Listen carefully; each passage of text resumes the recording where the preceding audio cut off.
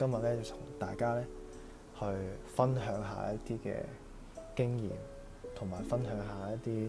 即係個人嘅一啲睇法。咁今日咧我就同大家分享一個大家都好熟悉嘅一個人啦，就係姜濤啦。姜濤咧其實都喺上年咧打過一個 ViuTV 三啤杯嘅籃球明星賽。咁今日咧我哋就會去同佢即係分析下佢嗰個比賽嘅內容，講下一啲可能比較基本嘅一啲嘅諗法啦。咁第一樣嘢咧，其實咧佢嗰個位置咧係一個控球嘅後衞嘅位置嚟嘅。咁控球嘅後衞嘅位置咧，其實就係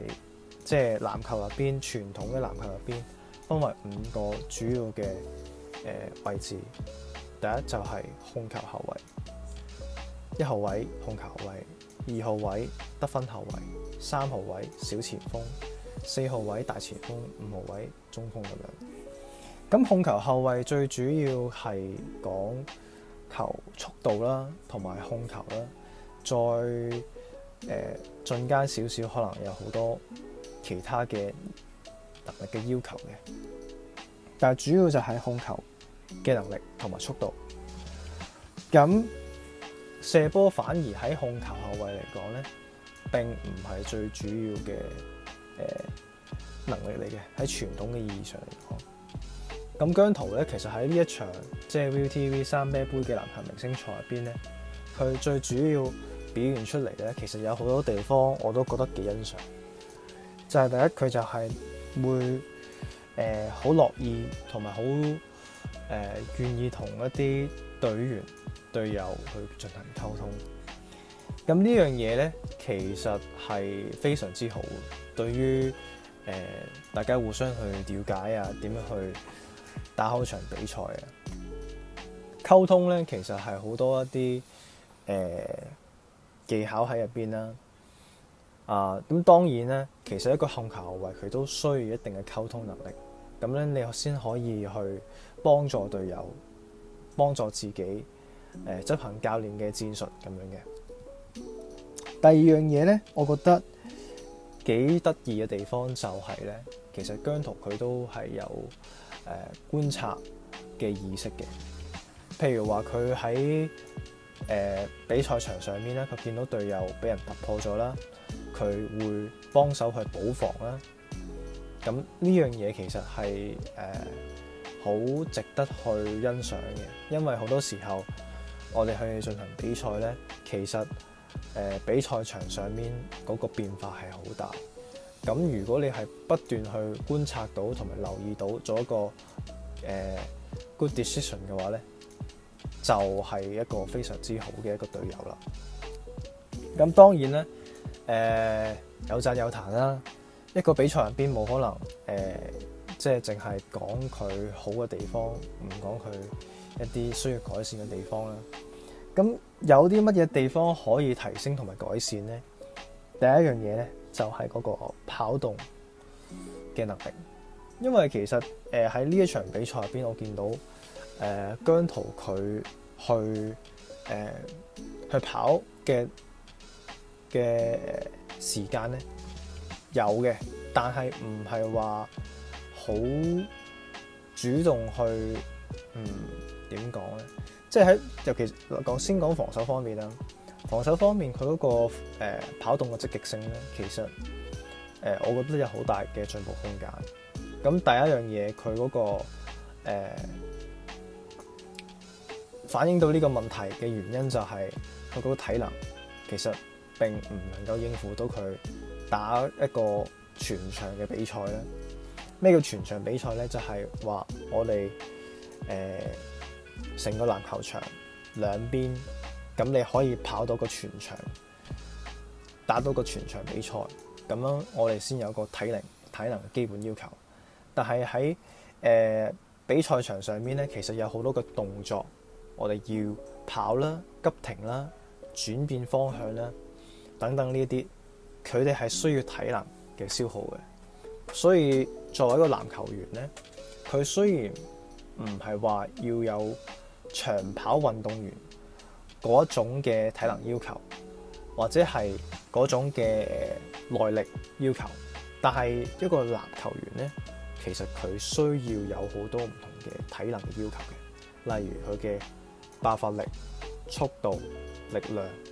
同埋耐力，基本嘅耐力咁樣先可以令到佢可以喺比賽場上面咧發揮到自己嘅技術，同埋咧喺比賽場上面咧，你先可以真真正正可以做到一啲教練要求你要做嘅嘢。所以我希望咧，其實如果姜濤想打返全場打籃球啦，想打得好啲咧，其實佢可能要提升佢嗰個體能嘅能力嘅。咁體能嘅能力咧，我哋會可能有第二個篇章去慢慢講解啦。咁但係呢一度只係純粹講點出佢嘅缺點，或者係點出佢嗰個可以提升嘅地方。第二樣嘢就係我覺得姜濤佢打呢個比賽過程中咧，佢有好多嘅idea， 有好多嘅意識佢好想做。咁但係呢一啲嘅意識咧，同佢本身嗰個技術咧係有少少衝突嘅。嗱，首先我哋比賽場上面咧，我哋啱先講完就係話我哋有體能嘅要求啦，你有體能先可以發揮到你嘅個人技術啦。咁第二樣嘢啦，假設你有足夠嘅體能去駕馭你嘅技術能力，呢個時候你就要諗你嘅強項係乜嘢，因為每一個人佢有唔同嘅身高比例，有啲人手長啲，有啲人嘅身高高啲，有啲人可能腳冇咁長嘅，短啲嘅。咁但係每一個身體嘅特質，佢都會帶嚟一個籃球員一個好唔同嘅一個特性，即係取長補短。成日都講就話一個人或者個籃球員，佢某一方面有缺點，但係必然會令到佢某一方面嘅長處係好明顯嘅。好難去話一個籃球員咧，佢各方面都好平均，冇乜特別嘅。所以話咧，喺我眼中見到其實姜濤佢喺佢嘅身形啦，同埋佢嘅技術方面咧，並唔係話十分契合。係啦，咁究竟乜嘢技術係適合佢咧？乜嘢嘅進攻嘅思路係適合佢咧？我簡單咁講啦，就係首先佢嘅身形喺呢一場比賽嚟講咧，其實佢係屬於比較乜嘢咧？叫做比較偏大型少少，偏大份少少。咁所以用背身單打呢啲嘅技術咧，係會比較適合佢。調翻轉頭咧，如果佢喺呢一場比賽，我見到咧，佢去嘗試去用速度去取勝咧，或者係用 crossover 去進攻籃底咧，係唔係好着數？尤其是佢體能唔係就話特別有優勢，所以當佢用緊佢而家嘅技術去得分嘅話咧，效率冇咁高啦，體能又消耗多咗啦，咁隨之而來嘅佢嘅防守、佢嘅進攻、佢嗰個體能嘅分配都有好大影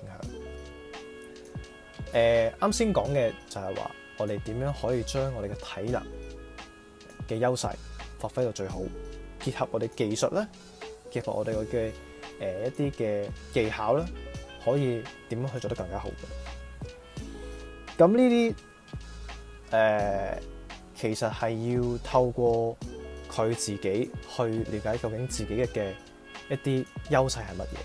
即係如果我哋譬如話佢呢場比賽優勢係身形比較大啲嘅，咁用背身單打慢慢去進攻籃底咧，或者係轉個身射波咧，呢啲可以幫到佢去進攻嘅效率提升。咁但係喺呢一場比賽入邊咧，我見唔到佢有去嘗試去了解自己嘅優勢喺邊度。咁佢喺技術方面咧，我見到佢遠距離咧，即係三分線外咧，其實唔係話特別強嘅，係啊，暫睇，即係你所謂特別強嘅意思，就係話我哋三分嘅命中率可能有30%以上。唔同嘅人有唔同級別嘅籃球員有唔同嘅標準啦。專業嘅籃球員可能要40%以上啦。喺有人防守情況下，冇人防守情況下咧，可能講緊80%到90%，即係話專業嘅球員有非常之高嘅要求水準嘅。但係我哋講緊一啲好基本嘅業餘球員或者係一啲愛好者需要做到嘅，喺冇人防守情況下應該有40%嘅命中率嘅。當有人防守情況下咧，咁你就要睇下究竟嗰一個情況係你可唔可以做一個轉換，即係當你有一個波接到波嘅時候，你有人防守咯。如果你明知道自己嘅進攻唔係三分強處嘅，咁你可能要加出去會比較好啲。咁我見到佢嗰個三分嘅命中率其實唔係話特別有優勢，咁所以咧三分遠距離咧並唔係佢嘅強項啦。咁但係佢最願意出手嘅地方咧係中距離同埋一啲上籃，即係比較中短距離嘅一啲得分方法。呢個佢係佢舒服，佢覺得即係呢一方面比較有效率嘅。咁所以咧，我覺得啱先講嘅低位單打咧係非常之適合佢，因為低位單打咧你會相對位置上咧係接近翻籃底啦，同埋你嗰個短距離啊同埋中距離嘅射波咧，其實都會可以發揮到呢項技術嘅。即係我哋講嘅技術咧，就係話主技術同埋副技術。嗰個例子咧就係話一個廚師，當佢煮一個肉嘅時候，佢一定會落一啲調味料，令到呢一個餸咧更加有升華。譬如話紅燒排骨啦，紅燒排骨除咗有排骨呢個最主要嘅材料之外咧，我哋會加啲糖啊、調味料啊，令到呢一個肉咧食落去咧更加 juicy 或者更加好味。咁呢個就係一個比喻，所以低位單打其實係一個非常之